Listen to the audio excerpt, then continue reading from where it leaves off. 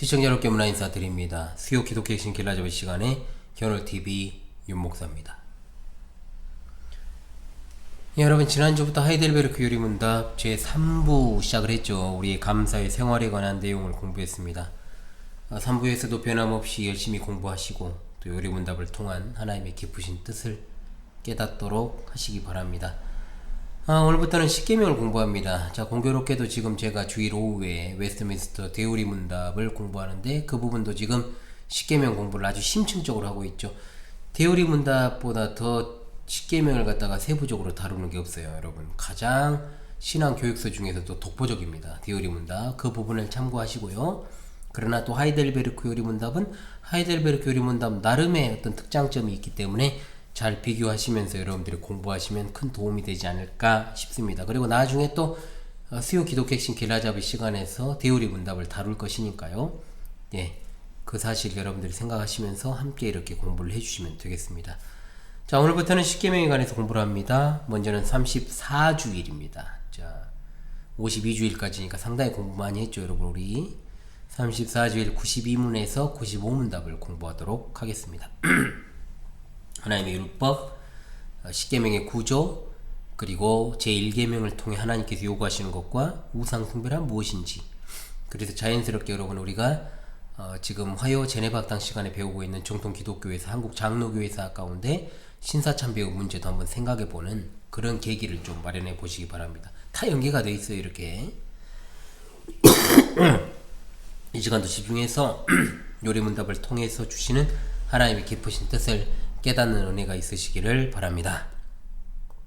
예, 34주일 92문답으로 가도록 하겠습니다. 자, 하나님의 율법이 무엇입니까?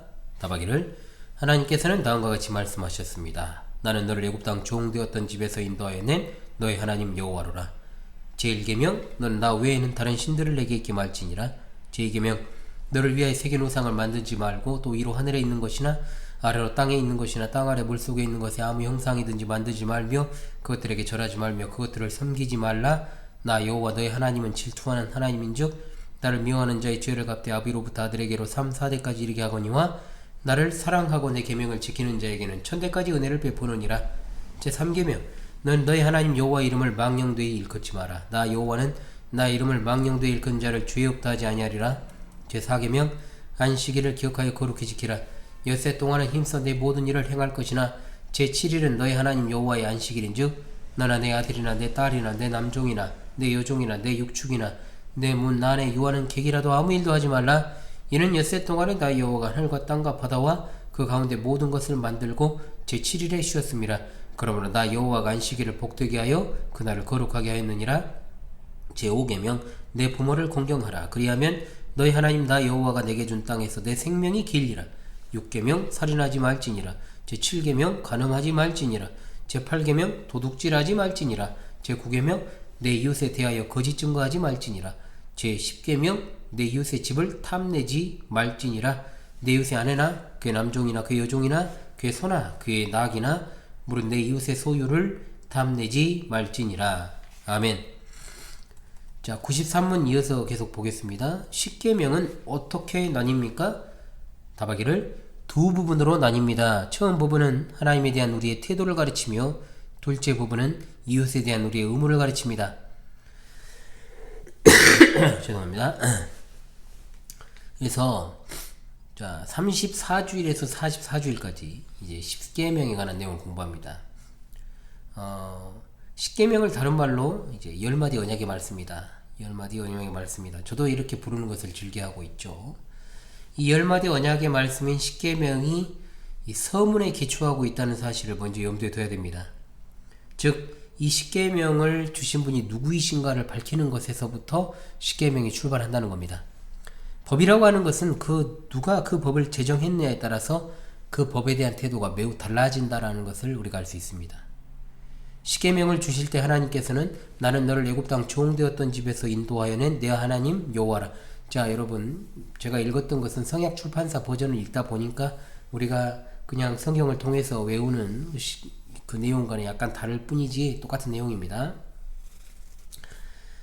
이는 하나님께서 바로의 학대와 핍박 속에서 바로의 종로로 됐던 너희들을 구원하는 것이 바로 나다 하시면서 이 계명을 주신 것이다 이 말입니다.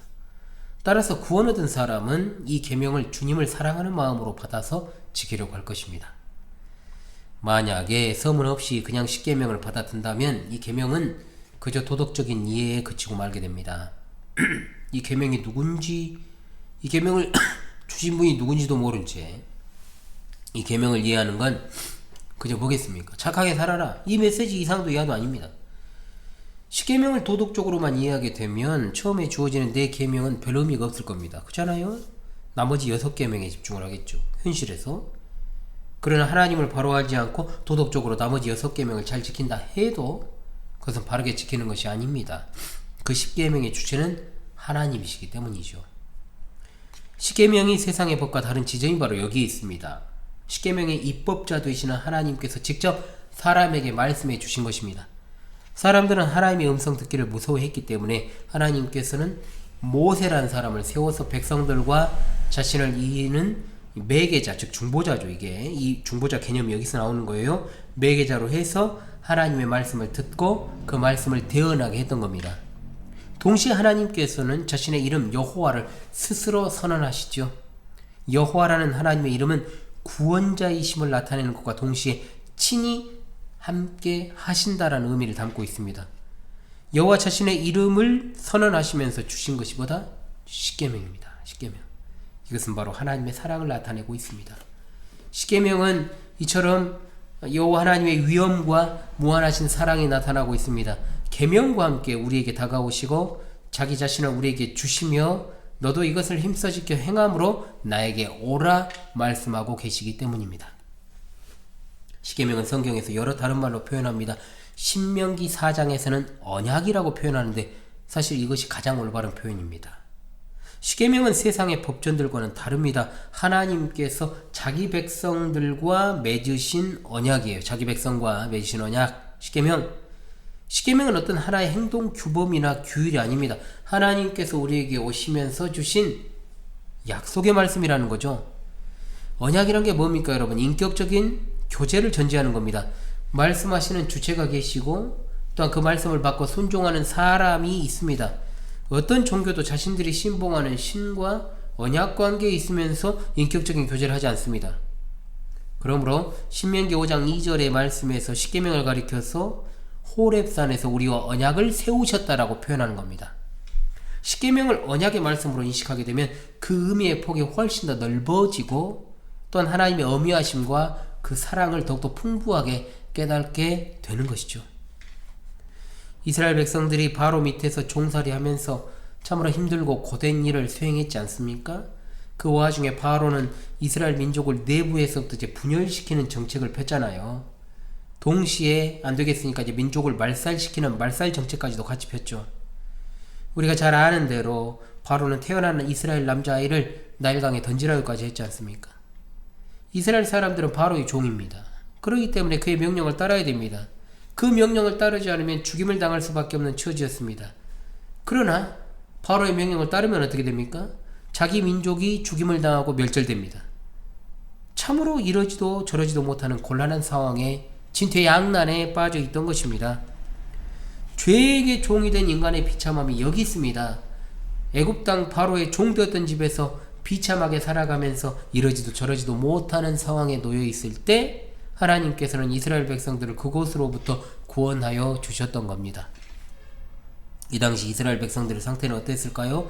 그들이 어려움 가운데서 하나님께 열심히 기도하니까 하나님께서 그들의 기도를 들어주심으로 그들을 구원하여 주신 것입니까? 그렇지 않습니다. 하나님께서 그들을 구원해 주신 것은 그들의 조상에게 이미 약속하셨던 언약에 기초하고 있고 하나님께서 작정하신 때가 이르러 그들을 구원하시되 그들의 부르짖음에 응답하는 방식으로 하셨다는 거죠. 하나님께서 모세를 보내셔서 그들을 인도하여 내게 하셨지만 처음부터 백성들은 잘 따르고 순종하지 않았습니다. 오히려 모세 때문에 더 우리가 고된 일을 하게 되었다라고 생각하면서 모세의 말을 따르지 않고 대적하려 하잖아요. 그런데 40년이 지난 후에도 그들의 모습은 똑같아요. 신명기 9장 24절에 내가 너희를 알던 날부터 너희가 항상 여호와를 거역하여 왔느니라. 얼마나 의미심장한 말입니까? 이스라엘 백성에게 그들이 구원받을 만한 어떤 선한 것도 없었습니다. 그들은 애굽에서 우상을 숭배했습니다. 또한 광야에서 금송아지를 만들었습니다. 성경의 표현대로 하면 목이 곧은 백성이었다는 거죠. 구원받을 만한 조건이 그들에게 있지 않았다는 거예요. 이스라엘 백성이 이처럼 아무것도 한 것이 없지만 하나님께서는 무한하신 사랑과 자비하심으로 그 언약을 기억하시고 그들을 애굽 땅 종되었던 집에서 인도하여 내주셨습니다. 오로지 은혜로 된 것입니다. 은혜로 주신 그 거룩한 이름이 바로 여호와입니다. 나는 너희 하나님 여호와라. 난 너희 하나님 여호와라. 여기서 중요한 사실은 너라고 하는 단수 표현이에요. 너희라고 하지 않았습니다. 여러분, 너희가 아니에요. 너입니다. 너의 하나님 여호와다 라고 선언하신 건 한 사람 한 사람이 다 하나님과의 언약관계에 있다라는 사실을 알려주시기 위함입니다. 그래서 각 개인을 갖다가 뭉뚱그려 가지고 너희 이렇게 하지 않으시고 각 개인이 모두 하나님의 언약의 말씀을 지켜야 될 책임과 의무도 있다라고 하는 사실을 이 안에 담아서 말씀해 주신 것이죠. 그러므로 오늘을 살아가는 우리는 하나님께서 애굽 땅 종되었던 백성을 구원하신 것과 십계명을 주신 그 선후 관계를 잘 알아야 됩니다. 하나님께서 백성을 구원하시기 전에 계명을 주시지 않고 구원하시긴 후에 계명을 주셨습니다. 전자라면 뭡니까? 당연히 계명을 지켜야 구원 얻는 것이 될 것이고 후자라면 순전히 은혜로만 구원 얻는 것이 됩니다. 즉 십계명의 서문은 은혜의 복음이고 그 다음에 이어지는 10마디 언약은 율법으로서 주신 것이죠. 그러므로 십계명의 서문과 이 10마디의 계명을 모두가 다 한꺼번에 가르치고 배워야 됩니다. 이 둘을 나눠가지고 서문만 강조하면 구원의 사실만을 강조하게 되어서 구원받은 이후에 어떻게 살아가야 될지가 무시될 것이고 서문을 딱 빼버리고 뒷부분의 계명만 이야기하면 율법을 지켜야 구원을 받는 행위구원론에 빠질 수밖에 없게 되겠죠. 하나님께서는 구원의 복음을 선언하시면서 10마디 계명을 주셨기 때문에 복음의 말씀을 들은 사람은 반드시 언약의 말씀으로 주신 이 10마디 계명에 귀 기울여서 하나님의 사랑에 반응하고 반응할 뿐만 아니라 순종하며 나아가야 되는 겁니다. 이처럼 하나님께서 원하시는 것은 백성들이 하나님을 사랑하고 그 앞에 나오는 것입니다. 구원받기 위해 나오는 것이 아닙니다. 아무런 값없이 구원하여 주신 하나님의 사랑을 생각하면서 그 은혜 받음을 감사하면서 계명을 지키는 태도를 하나님께서는 보기 원하시는 거죠. 마음으로 전혀 사랑함이 없는데 가식적으로 사랑하는 척, 순종하는 척, 척척 하나님께서 몹시 싫어하잖아요. 이게 바로 여러분 위선 아닙니까? 위선. 이게 외식이잖아요. 예수님 당시에 바리새인들이 왜 강력한 책망을 받았습니까? 형식적으로 아무리 법을 잘 지켜도 하나님을 사랑하는 마음으로 지키지 않기 때문에 역사하는 믿음이 없다는 겁니다. 그래서 주님은 그들을 가리켜서 외식하는 자라고 일컬어 말씀하셨던 겁니다. 신명기 5장에서 이 십계명을 재차 반포해 주셨을 때 하나님께서는 너는 마음을 다하고 성품을 다하고 힘을 다하여 내 하나님 여호와를 사랑하라. 오늘날 내가 내게 명하는 이 말씀을 너는 마음에 새기고 라고 하셨습니다. 새기라 그랬어요. 이 말씀은 5장에서 다시 반포한 십계명입니다. 10마디 언약의 말씀을 마음에 새기라는 것입니다. 하나님께서 언약과 함께 너의 하나님으로 자신을 주셨기 때문에 나는 그분을 나의 하나님이라고 고백하며 사랑해야 되고 그 사랑으로 인하여 하나님의 계명을 순종하고 나아가야 된다는 거죠. 거룩하신 하나님과 교제를 나누려면 마음에서부터 사랑하고 계명을 지키며 나아가야 되는 겁니다. 그렇다면 이 계명을 지키는 방식도 근본적으로 달라집니다. 즉 서문에서부터 구원의 큰 은혜를 깨닫고 10마디 언약의 말씀을 즉 10마디 말씀을 언약의 10마디로 이해하게 되면 마음속에서부터 이 계명들을 갖다가 즐거이 순종하게 되는 겁니다. 십계명은 우리의 자유를 제한하는 법이 아닙니다. 참된 자유를 주고 온전하게 하는 법입니다. 자, 이제 서문에서 선언하신 이 말씀의 주체가 되시는 구원의 하나님을 바로 여러분 알게 되셨지요? 원래 잘 아셨겠지만 더 잘 알게 되셨으리라 믿습니다. 잘 알게 되었다면 이제 십계명 여행을 본격적으로 떠나도 되는 겁니다. 이것이 선행되지 않고서는 십계명을 제대로 할 수 없기 때문입니다. 그런 의미에서 94문답입니다. 자, 일계명에서 하나님께서 요구하시는 것은 무엇입니까? 답하기를 내 영혼의 구원과 복이 매우 귀한 것이기 때문에 나는 온갖 우상 숭배, 마술과 점치는 일과 미신, 성인이나 다른 피조물에게 기도하는 것을 피하고 멀리합니다. 더 나아가 유일하고 참되신 하나님을 바르게 알고 그분만을 신뢰하며 모든 겸손과 인내로 그분에게만 복종하고 모든 좋은 것들을 오직 그분에게서만 기대하며 마음을 다하여 그분을 사랑하고 경외하며 그분만 섬겨야 합니다. 라고 그랬습니다. 그러므로 지극히 작은 일이라도 하나님의 뜻을 거슬러 행하기보다는 오히려 모든 피조물을 포기합니다. 자, 여러분, 그냥 이 자체로도 참 은혜가 되죠. 서문에 의해서 곧바로 이어지는 일계명, 이 서문하고 딱 연결되어 있습니다. 밀접한 관련이 있어요. 넌 나 외에 다른 신들을 내게 두지 말라 그랬잖아요. 이 계명을 갖다가 단순하게 이해를 해가지고 하나님은 시기심도 많고 질투심도 많아서 우상을 절대로 금하신다? 이렇게 생각하진 않습니까? 그런 사람은 없겠죠. 적어도 현월TV 우리 파스꾼들 중에는. 또는 구약에 등장하는 하나님은 정말 엄격하시고 신약의 하나님은 사랑이 많으신 자애로운 하나님이란 이중적 생각을 하진 않습니까? 예전에 제가 심우하던 교회에서 실제로 그런 생각을 하시던 권사님이 계셨습니다. 그런 인식을 가지고 있는 사람은 하나님을 매우 잘못 알고 있는 것이죠. 십계명의 서문은 분명히 그런 왜곡을 바로잡습니다. 여호와께서는 구원의 하나님으로 계시가 되었습니다. 그러므로 다른 신을 섬기는 것은 그 구원에서 떨어져 사망으로 가는 첩경이 되는 겁니다. 여호와께서 구원의 하나님으로 자신을 계시하시고 언약을 맺으신 후에 그냥 다른 신도 섬겨라 이렇게 내버려 두면 그것보다 더 불행한 일은 없지 않습니까? 만일 그렇게 돼버리면 인간은 다시금 우상의 노예가 돼버리고 죄의 종이 되고 말 것이기 때문에 그렇습니다. 죄의 삭은 결단코 사망입니다. 그러므로 일계명은 은혜로운 언약 안에서 주시는 하나님의 깊은 사랑입니다. 다른 신에게 가지 말라 주님의 명령은 속박이 아닙니다. 이것은 도리어 자유를 주시는 명령인 거죠. 하나님께서 우리를 사랑하시기 때문에 다른 신에게 가지 말라 말하십니다. 이것은 사랑의 관계가 아니고는 설명이 안 되는 것 아니겠습니까? 그러므로 일계명을 생각하고 받을 때는 반드시 서문과의 관계에서 이해를 하고 구원과 자유를 배워야 된다 이 말입니다. 그래서 94문의 첫 문장이 어떻게 시작됩니까? 내 영혼의 구원과 복이 나에게 매우 귀한 것이기 때문에 라고 시작을 합니다. 뭐라고요? 내 영혼의 구원과 복이 나에게 매우 귀한 것이기 때문에 하나님께서 구원을 베푸시고 구원자로 나에게 오셨습니다. 하나님 외에 다른 아무 데서도 구원자를 찾을 수 없습니다. 하나님께서 주신 구원이 가장 내게 귀한 것이라는 말로 응답을 하며 하나님께 나가야 됩니다. 그러므로 94문의 답은 하나님께 드리는 감사와 사랑의 표현이다 라고 할 수 있는 것입니다. 그래서 95문이 질문이 이렇게 나오죠. 우상 숭배란 무엇입니까? 답. 우상 숭배란 말씀으로 자신을 계시하신 유일하고 참되신 하나님 대신 혹은 하나님과 나란히 다른 어떤 것을 신뢰하거나 고안하여 소유하는 것입니다. 여러분 이걸 잘 기억하시고 외우십시오. 우상 숭배란 뭐다고요?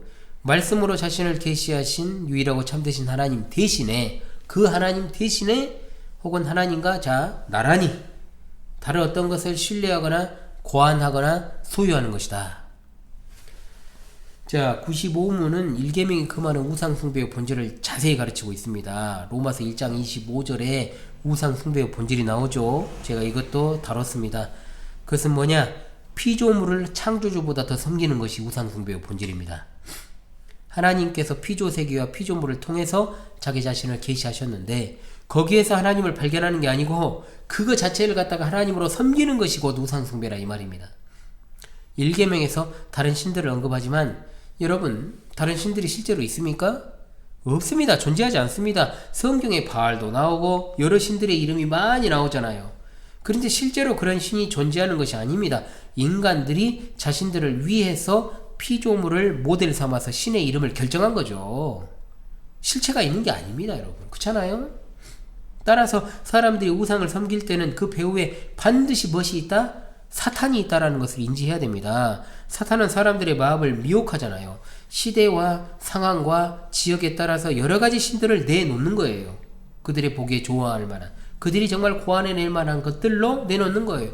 농경 민족과 유목 민족이 섬기는 신의 형태와 종교 양상이 서로 다른 이유가 바로 그것 때문입니다. 사는 환경이 다르잖아요. 농경 사회도 아니고 유목 사회도 아닌 현대 사회에서는 무엇이 물질이 새로운 신의 형태로 자리 잡게 된 것입니다. 이처럼 사탄이 배후에서 조종하는 거짓 신은 사람의 마음을 미혹해가지고 재물을 섬기도록 만드는 겁니다. 주님께서 말씀하시기를 한 사람이 두 주인을 섬길 수 없다라고 하시며 하나님과 재물을 겸하여 섬길 수 없다 말씀하십니다. 사람이 하나님에 대해서 바른 지식이 없을 때 반드시 그의 마음은 악한 영의 미혹을 받아 다른 주인을 섬기게 되어 있습니다. 그렇다면 당연히 영적인 존재인 사탄 그리고 귀신들에게 절하는 거, 예배하는 거, 이거는 용납될 수 없는 일이죠. 천사도 우리 예배 대상이 될 수 없다고 분명히 말하잖아요. 사탄이 광야에서 예수님을 시험할 때 들어있던 항목 가운데 하나가 엎드려 절하게 하는 것이잖아요. 마태복음 4장 9절에 엎드려 절하라 그러잖아요. 그러니까 주님은 그에 대해서 뭐라고 말씀하십니까? 주 너의 하나님을 경배하고 다만 그를 섬기라고 그랬어요. 그러면서 사탄을 쫓으시죠. 그러므로 하나님의 백성들인 우리들도 사탄의 휘하에 있는 귀신 따위에게 절하거나 가까이 해서도 안 되고 심령술 같은 것에 미혹되어서도 안 되는 겁니다. 귀신의 제사를 지내는 집안에 속해 있을 경우에 그 제사에 일조하는 행위도 해서는 안 되는 거예요. 요리문답이 분명히 고백하는 것처럼 내 영혼의 구원과 복이 매우 귀한 것이기 때문에 내 영혼의 구원과 복이 매우 귀한 것이기 때문에 이것보다 더 귀한 것이 어디 있어요. 그리스도께서 사탄을 결박하시고 죄와 사망에 대해서 승리하셨는데 왜 다시금 죄의 종이 되려 하고 사탄의 종이 되려 합니까? 종되었던 그 집으로 돌아갈 이유가 전혀 없는 겁니다. 새로운 주인이 되신 하나님만 사랑해야 되고 하나님만 가까이 해야 됩니다. 조용해요. 하나님을 사랑하고 가까이 하는 데 있어서 방해가 되는 요소는 철저히 삶 속에서 제거해야 됩니다. 내 영혼의 구원과 복이 가장 중요하기 때문에. 밖에서 시끄럽게 해서요. 저도 모르게 방해받으면 튀어나와요 그냥. 이게 1층의 단점입니다. 이 중요한 이야기를 하고 있는데 밖에서 막 떠들고 있어요. 그러나 사탄의 속임수는 여기에서 그치지 않고 교묘합니다. 즉 하나님을 버리지 않고 우상과 함께 숭배하도록 하는 관계, 이것이 바로 이스라엘 백성들의 고질적인 문제였죠. 오늘날 종교 혼합주의나 종교 다원주의라는 이름으로 사람들을 미혹하는 겁니다. 하나님과 그분의 백성이 언약으로 맺어졌다면 그것은 독점적인 관계를 말하는 것이요 다양성을 가진 개방적 관계가 절대 아닙니다. 여기에 다른 존재가 끼어들잖아요. 그럼 언약 관계가 파괴되는 겁니다. 혼인관계도 마찬가지잖아요. 나중에 자세히 살펴보겠습니다만 남편이든 아내든 다른 남자나 여자를 동시에 생각하고 품고 있다? 이거는 혼인 언약을 파괴하는 행동이잖아요. 계약서 상으로 어떻게 됐지 상관없이 이미 그 자체로 파기잖아, 파기. 즉 1계명은 하나님 나라와 세상 나라 사이에서 누구를 섬길 것인가에 대한 계명입니다. 하나님 대신에 섬길 수 있는 것이 없고 하나님과 나란히 섬길 수 있는 것도 존재하지 않습니다. 그렇다면 이번에는 하나님 말씀을 통해서 우상의 실체와 그 우상을 섬기는 것이 초래하는 결과를 살펴봅시다. 자, 시편 115편 5절로 8절이 진짜 이것을 잘 지적하고 있습니다. 제가 읽겠습니다. 우상을 만드는 자와 그것을 의지하는 자가 다 그와 같으리로다. 자, 그와 같다라고 하는 것이 뭡니까? 우상을 만들거나 섬기는 사람이 곧 우상처럼 된다는 말입니다. 우상이 눈이 있어도 보지 못하고 손이 있어도 만지지 못하고 발이 있어도 걷지 못하고 입이 있어도 말을 못하는 것처럼 우상을 만드는 자나 우상을 의지하는 자는 두 눈이 있어도 볼 것을 못 보고 들을 것을 못 듣고 말 제대로 못합니다. 즉 우상처럼 바보 돼버린 거예요. 바보. 빠가야로. 우상에 빠진 사람은 사리분별을 제대로 할 수 없습니다. 자, 이단에 심각하게 빠진 사람이 어떻습니까? 거의 바보 멍충이죠. 그잖아요. 아니 바보예요, 바보. 나 완전 바보같이 돼가지고 거기서 빠져나와도 또 다시 이단에 빠집니다. 참 웃기죠. 정상적인 생활을 못하는 이유가 그게 있어요. 왜? 사리분별이 안 돼요. 바보가 돼가지고. 사람은 하나님의 형상으로 지음받았기 때문에 하나님을 닮아서 의롭고 거룩한 지식이 있어야 되는데 하나님을 버리고 우상을 섬기니 우상 닮아서 모질이가 되는 겁니다. 아시겠습니까? 우상은 헛것입니다. 즉 실체도 없고 생기가 없다는 거죠. 우상은 사람의 필요에 의해서 인위적으로 만들어진 허상입니다. 생명의 근원 되시는 하나님을 따르지 않고 허탄한 우상을 따르게 되면 결국 헛된 삶을 삽니다. 그것으로 그의 인생은 떨어져요. 그냥 나락으로 떨어지는 거예요. 총착역은 어디입니까? 지옥입니다. 사람은 창조주 하나님과 거룩하고 인격적인 교제를 해야 살 수 있습니다. 세상의 지식과 지혜가 아무리 많아 보십시오. 지위가 아무리 탁월하고 높아도 어둡고 캄캄한 데 있으면 다 똑같습니다. 헛된 우상을 섬기는 사람이 다 그렇다는 거죠. 물론 하나님을 거역한 자들이 어리석게 된 것은 그들이 세상의 신에 의해서 어두워졌기 때문이지만 근본적으로는 하나님께서 그들을 어두운 곳에 내버려 두셨기 때문입니다. 로마서 1장의 말씀에 하나님께서 내어버려 두셨다는 말이 3번이나 반복이 되잖아요. 하나님께서 말씀을 가르쳐 주실 때 듣지 않으면 그냥 죄 가운데 버려 두십니다. 그것이 바로 하나님의 심판의 형식이에요. 방식이죠. 사사시대에도 버려 두신 일들이 나타납니다. 오늘날에도 어떻습니까? 평생토록 교회 다니지만 전혀 하나님께서 요구하시는 열매를 못 맺고 세상을 그대로 마치는 사람들이 얼마나 많은지 몰라요. 그것은 세상의 헛된 신이 그를 지배하는 것뿐만 아니라 여전히 하나님의 말씀을 따라서 행하지 않기 때문입니다. 하나님의 사랑이, 그리고 그 사랑을 통해서 내 영혼의 구원이 나에게 귀한 것이기 때문에 우리는 우상을 멀리해야 되고 하나님만을 사랑하며 살아가야 된다, 이 말입니다. 아멘. 또한 1계명을 눈에 보이는 우상을 숭배하지 말라는 어떤 소극적인 명령으로만 이해해서는 안 돼요. 이것은 거룩하신 하나님을 닮아가도록 언약의 백성을 초청하시는 말씀이고, 따라서 하나님의 무한하신 사랑이 표현된 말씀입니다. 다른 신을 두지 말라는 이 계명은 소극적으로 보여도 하나님만을 사랑하라는 적극적인 계명입니다. 그러므로 1계명은 구원에 대해서 어떤 태도를 취할 것인가? 지극히 작은 계명이라도 저런 이놈들아, 하나님의 계명을 거슬러 행하지 말고 모든 피조물을 포기할 각오로 주님만을 전심으로 사랑하며 살아가라는 진리를 우리에게 가르쳐 주십니다. 막판에 이상한 것들이 지나가면서 소리 지르고, 시간이 지금 아직 벌써부터 취해서 돌아다니는 것 같습니다. 예, 여기까지입니다. 오늘은 하이델베르크 요리문답 34주일 92문에서 95문 10계명에 관한 첫 번째 시간을 가졌습니다. 수요 기독교 핵심 길라잡이 시간이 계속되는 만큼 우리들의 신앙도 더욱더 아름답고 깊게 정말 성장해 갈 수 있기를 간절히 원합니다. 저는 개인적으로 수요 기독교 핵심 길라잡이 시간을 좋아합니다. 예, 제가 하고 있으면 제가 좋아하니까. 왜냐하면 항상 체계적으로 이런 것들을 이야기할 수 있어서 좋은 것 같고, 사실은 일주일 내내 어떤 교리 문답과 신앙교육서를 공부 강의하라고 하면 저는 할 수 있을 것 같아요. 이제 충분히 그런 커리큘럼과 준비가 되어 있으니까 할 수 있는데, 또 그렇게만 하면은 이거 채널명을 바꿔야죠. 현월 성경교리 TV 이렇게 바꾼다거나 해야 되니까 그렇게는 할 수 없고 다양하게 여러분들을 찾아가야 되니까요. 그런데 제가 지금까지 했던, 사실 굉장히 데이터들이 방대합니다. 지금까지 했던 내용들이 앞으로도 할 것들이 많지만 앞으로 다룰 내용들도 많죠. 대요리 문답도 다뤄야 되고, 사실 서유리 문답도 제가 이 채널에서는 다루지 않았거든요. 이것도 충분히 잘 다룰 수 있을 것입니다. 예, 그래서 오랜만에 이 말씀을 드리고 싶습니다. 여러분의 천국 가는 길의 길잡이 현월TV 윤목사가 되겠습니다. 계속해서 다음 주 이 시간에 다시 찾아뵙도록 하겠습니다. 여러분 이 시간도 수고하셨습니다.